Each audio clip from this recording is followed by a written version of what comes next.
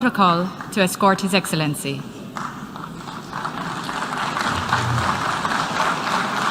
On behalf of the General Assembly, I have the honor to welcome His Excellency Recep Tayyip Erdogan, President of the Republic of Turkey, and to invite him to address the Assembly.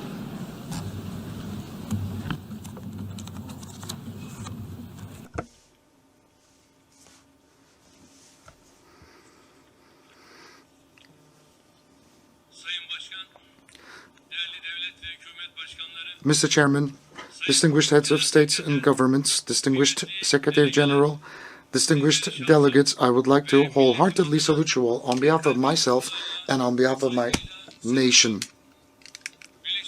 I hope and pray that the 77th General Assembly of the United Nations will yield the most auspicious results for our countries and for the entire human race.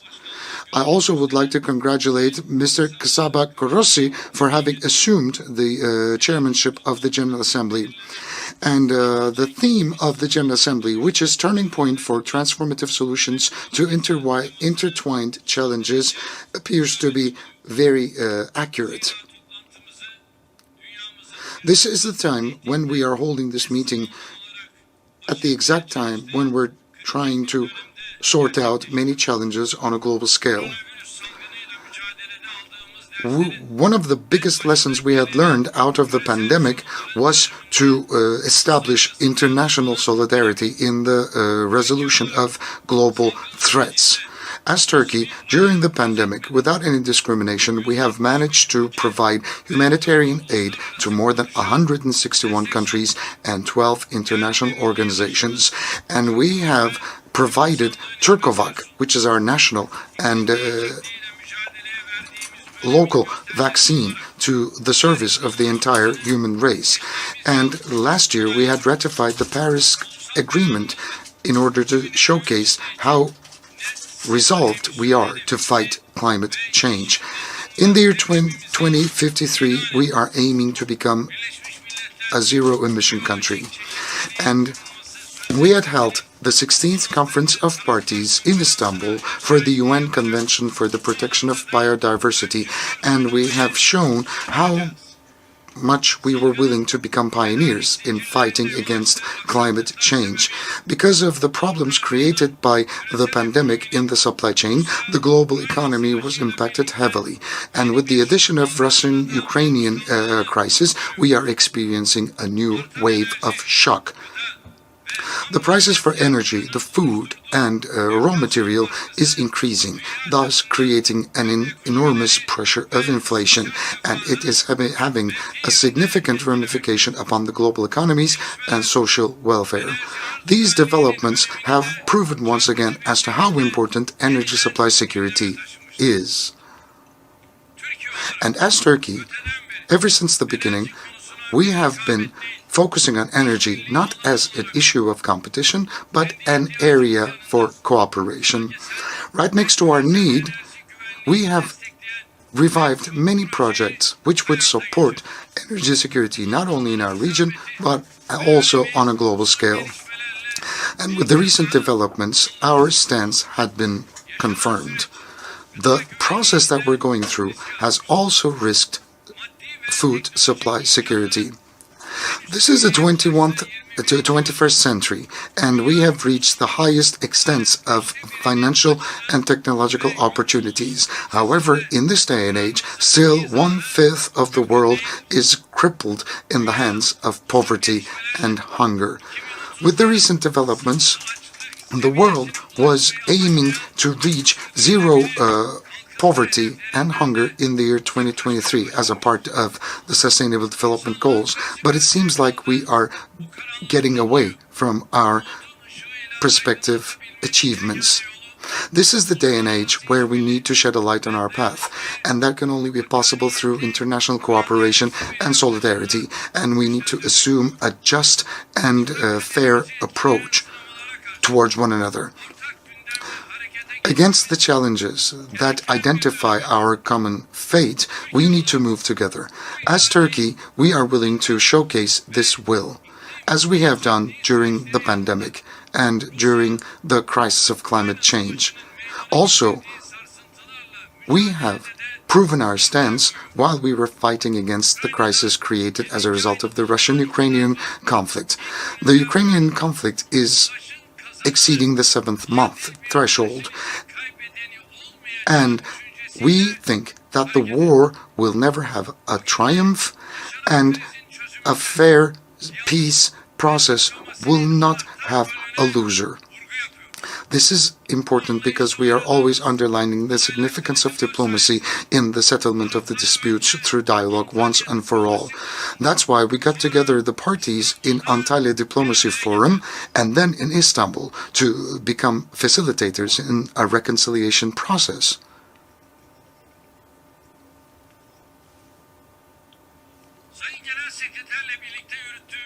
As a result of the heavy efforts that we had invested together with the Secretary General, we've managed to export Ukrainian grain through the Black Sea, finding its way to the rest of the global markets.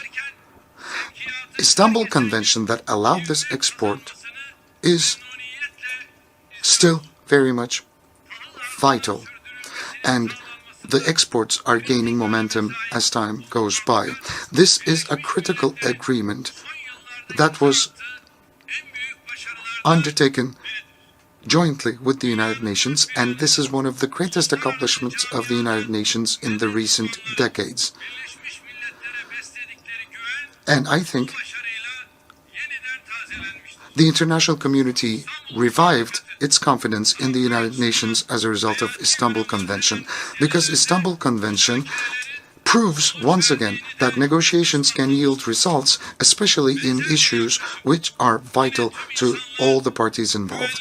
And the similar approach has been assumed by us when it comes to the Zaporizhzhia nuclear power plant that is threatening the security of the entire globe. The conflict is escalating, and we are investing tremendous efforts in order to ensure that the war will be finalized by protecting the territorial integrity and the sovereignty of Ukraine once and for all. And we would like to launch an appeal to all the international organizations and the countries of the world to support peaceful initiatives of Turkey to settle this dispute once and for all. We need a dignified way out of this crisis, and that can only be possible through a diplomatic solution which is rational, which is fair, and which is applicable. And on the other hand, all these disasters affecting millions of people have shown once again that the United Nations will have to be much more effective, much more influential, and that the United Nations has a responsibility to invest more efforts in the solution of the problems on a global scale. The United Nations will have to be much more inclusive and be capable of creating certain solutions for a more fair world. And the United Nations have to become an international organization where a common will of the entire human race can be put forward. Especially the Security Council has to be more effective, more democratic, more transparent, and more accountable. It has to be more functional, and it is going to be for the entire human race in its search for peace, justice, and welfare. This is going to be a turning point for us all. And in order to remember our common responsibility, we have been stating the fact that the world is greater than 5, and that a fairer world is still possible. These are the remarks that we've been repeating in every platform, in every chance that we got. We are committed, and we are driven in our fight, and we expect the entire world to support us. And that's what I would like to call out to you once again. Distinguished delegates, our vision, our foreign policy vision had been always peace-oriented. Beginning with our region, in the entire world, we have been working tremendously in order to make sure that peace would prevail. In our initiative, which is called Mediation for Peace, that we have been conducting under the auspices of the United Nations, we have been spending tremendous efforts in order to resolve conflicts. From Europe to Latin America, from Africa to different geographies, we are trying to take a mediation position, and we are assuming a facilitating position in order to settle the disputes once and for all. We are right there in the heart of the region, which is surrounded by conflicts. But we are trying to be a part of the solution rather than the problem. And that is only possible through the initiatives that we undertake. And within this framework, we are always underlining the fact that a peaceful settlement has to be found for the Syrian conflict within the framework of the United Nations Security Council Resolution 2254, which is going to be permanent and which is going to be reliable. I think if the conflict would be sustained, it would threaten the territorial integrity of Syria and the security and the welfare of our region. Right now, 4 million civilians of Syrian descent have been hosted in our country.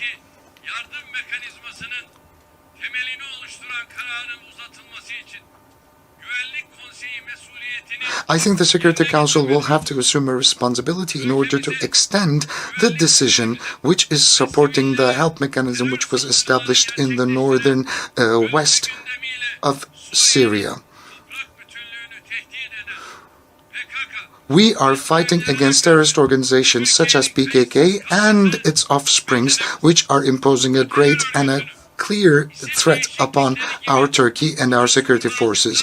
This terrorist organization is changing its name on a continuous basis, and it's trying to legitimize itself. And we have to call out to the global forces to stop weaponizing these terrorist organizations and to stop making the same mistakes of the past.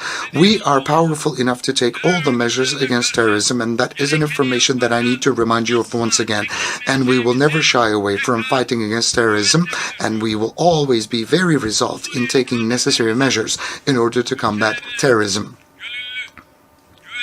We are trying to do everything we can within our capability in a very sincere fashion to ensure that our Syrian brothers and sisters will be able to go back to their countries in a dignified, safe, and a secure fashion. We are trying to ripen the conditions so that the civilians fleeing war can go back to their own motherlands. And in order for them to lead a dignified life, we are building 100,000 briquette homes in several parts of Syria so that they can seek refuge there. A vast majority of these 100,000 brick homes have already been completed, and they have been handed over to their owners. And we have started our preparations in order to build an additional 200,000 housing units so that 1 million Syrians will be able to go back to their homelands. In secure zones, in safe zones, in a total of 13 different centers, and in rural areas, these projects will be completed, and we need the international support in order for that to be possible. Within this project, we need everybody to show serious and a committed solidarity and commitment. The irregular migration, the refugee crisis, is not to be solved through leaving them to demise, through building walls on the borders, and through collecting them in refugee camps. We can only solve this problem through efforts that put the humans and the human life at the core. When that is the situation, we can clearly see that the Greeks are becoming much more tyrant towards the refugees around the Aegean Sea and the Eastern Mediterranean. As Turkey, we don't want to see the bodies of babies such as Aylan to be washed ashore. But at the same time, Greece is unfortunately pushing back these refugees in an illegal fashion, in a very tyrant fashion, turning the Aegean into a graveyard for refugees. Last week, a 9-month-old, a baby called Asım, and a 4-year-old Abdul Wahab have lost their lives because that the Greek Coast Guard forces sank their boats. And I think it's nighttime for Europe and for United Nations and other international organizations to say stop, enough to such crimes, which are crimes against humanity. Another neighbor of us, which is Iraq, we are trying to invest tremendous efforts in order to make sure that peace and prosperity can be established there as well. We want a political reconciliation to be established and a unity to be formed within the framework of an Iraqi identity. For prosperity to be sustainably established in Iraq and to stop terrorist organizations' abuses in Iraq, we have to move together. But of course there are terrorist organizations which are abusing the instability in Iraq, and we will never stop fighting against the actions of the terrorist organizations against Turkey deriving from Iraq. As I have said over this platform multiple times, we are going to fight against terrorism without any discrimination. We are going to be able to get triumphant through a committed, a sincere solidarity. Regardless of their names, we are going to fight back terrorism in all forms and in all shapes. And we want our allies, we want our friends to provide us with the solidarity and the commitment that we need. And it's a natural right for us to expect that. The terrorist organizations and tyrant regimes, instead of them, we want you to cooperate with us. We want to forge a solidarity with us in order to contribute to the stability, to the peace, and to the welfare of our entire region and the entire world. And we are ready to work with you. Distinguished delegates, from the point of view of the security of the world, there's something that we need to focus on, which is the Northern Africa and Eastern Mediterranean. And within that framework, it is critical to establish stability and welfare in Libya, not only for the world, but also for the entire region. And as Turkey, we are very supportive of the efforts of the United Nations in that direction. We want to protect the sovereignty of the Libyan people, the unity, the integrity, making sure that they reach the much desired level of prosperity. A fair and prevalent election period will have to be conducted in Libya, and a strong government will have to be established there, gaining legitimacy from the will of the people. And this is something that we all have to contribute to. For a prevalent peace and prosperity in the Middle Eastern geography, we need to finalize the Israeli-Palestinian conflict once and for all through the establishment of a two-state solution. This is something that we strongly support. We have to preserve the historical and cultural identity of Jerusalem, and we have to respect Harem-i Sharif. And we have to stop the illegal settlements in the occupied regions through establishing a security for the lives and the commodities of the Palestinians. We have to establish a permanent and a fair solution for the region, with Eastern Jerusalem becoming a capital, and through establishing a free and sovereign Palestinian state. There are no other solutions whatsoever than this. This is going to be for the best interests of the world, for the Palestinian people, for the Israeli people, and for the region. And we are going to contribute our efforts in order for that to be possible. And it is our international community's responsibility to help the Palestinian Refugee Assistance Agency of the United Nations to have an increased financial capacity. At the same time, we are closely concerned about the problems deriving from Iran. We have always supported the JPAC. We need diplomacy and dialogue in order to settle the disputes about the nuclear program of Iran once and for all. And we want solutions to be created once and for all. And Azerbaijan has to free the occupied lands once and for all. And we have a historical opportunity to make sure that a permanent peace and stability can be established in southern Caucasia.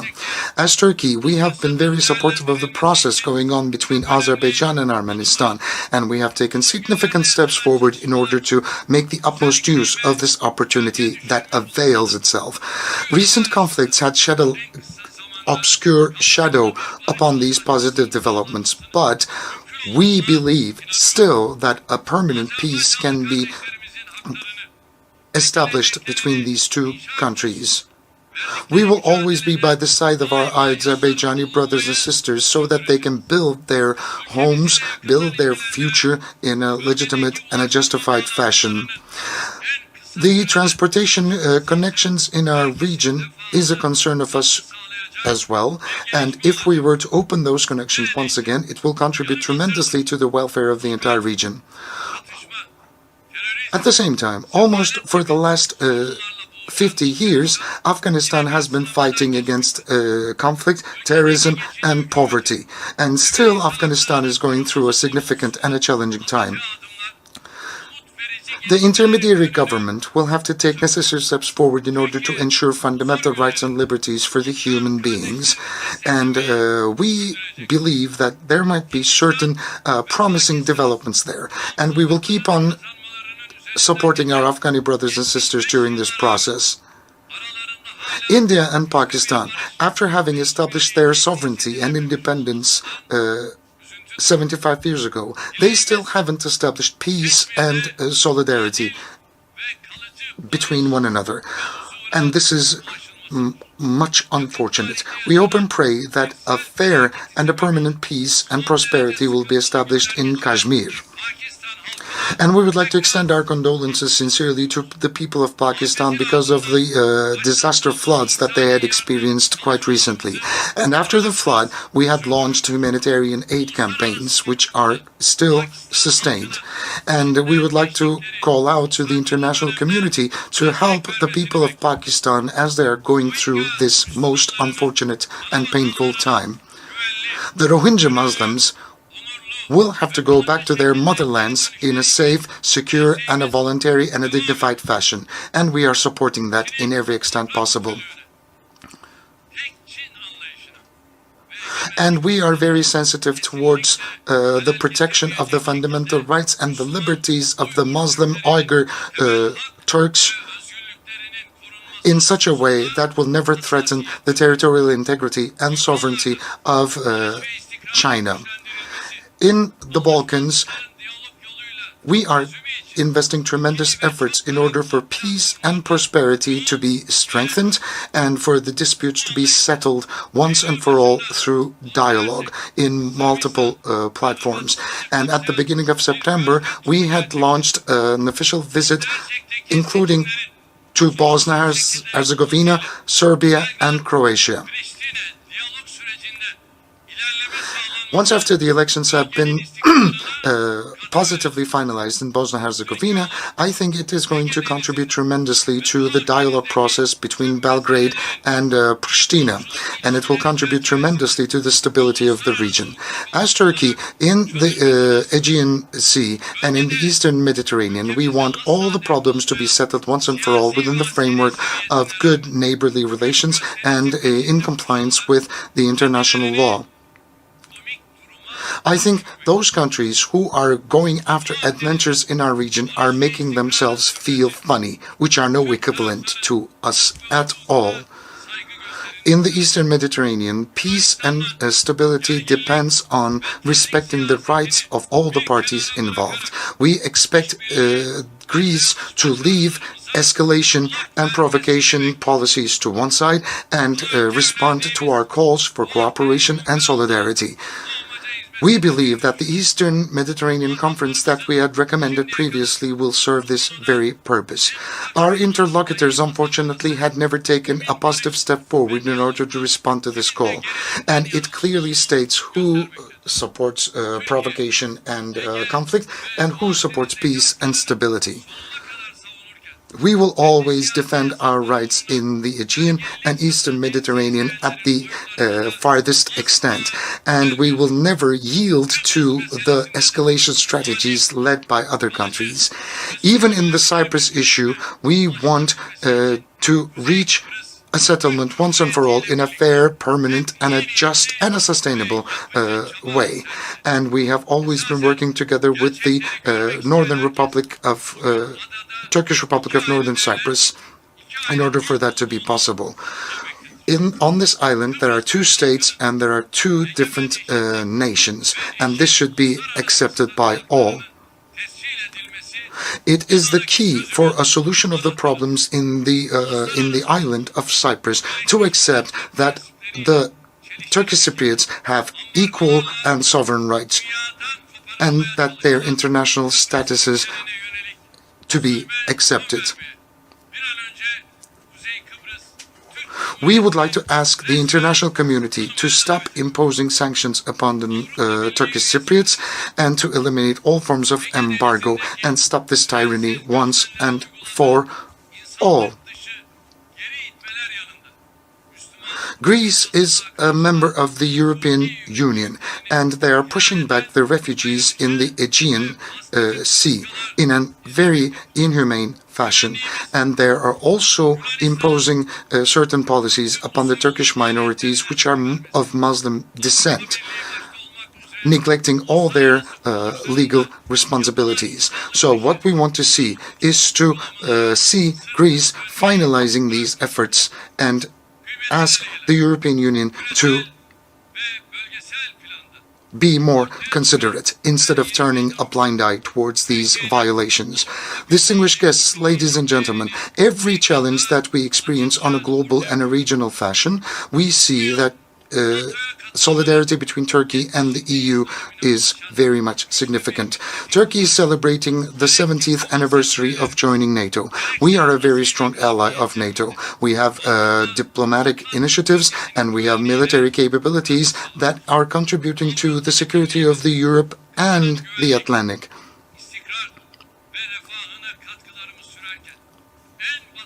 We are trying to provide to the security and stability and the welfare of the European continent in every extent possible, and we are the Asian on the western coast of Europe, and we are leading certain initiatives such as Asia Again in order to become much more proactive.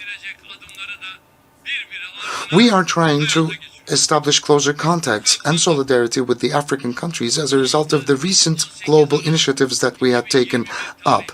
Within that framework, between 16th and 18th of December 2021, with the large participation of our African friends, we have managed to hold the third partnership, Turkey and Africa Partnership Summit in Istanbul. Turkey is always showcasing its commitment to the African journey for stability, for development, and for welfare as an equal partner. And our cooperation with Latin America is getting stronger based on mutual respect. And we are going to be institutionally investing in our efforts to become much more proactive in Latin America. We are being shaken by several challenges that we encounter, and we believe that the biggest threat we have at hand is the loss of will to coexist together. And that's something that I would like to underline. We are deeply concerned of the skyrocketing levels of xenophobia, of discrimination, of Islamophobia, and of racism. And we had launched an appeal over this platform to call that March 15th will be called a day for Fight Against Islamophobia Day as a result of the attack that took place against the Muslims in New Zealand. And we would like to underline that appeal again.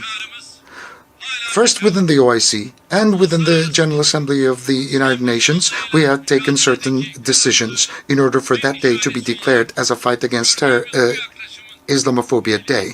We hope and pray that it will be a possibility. We hope and pray that this day will be declared as a day to fight Islamophobia. As I have previously stated, Islamophobia is equal to anti-Semitism, and it is a crime against humanity. And with these thoughts, I hope and pray that the 77th of the General Assembly of the United Nations will be able to accomplish the targets which will respond to the expectations and the aspirations of the entire human race. I hope and pray that you will stay in health and stay in peace. I would like to salute you all with love and respect on behalf of my personal self and on behalf of my nation. Thank you.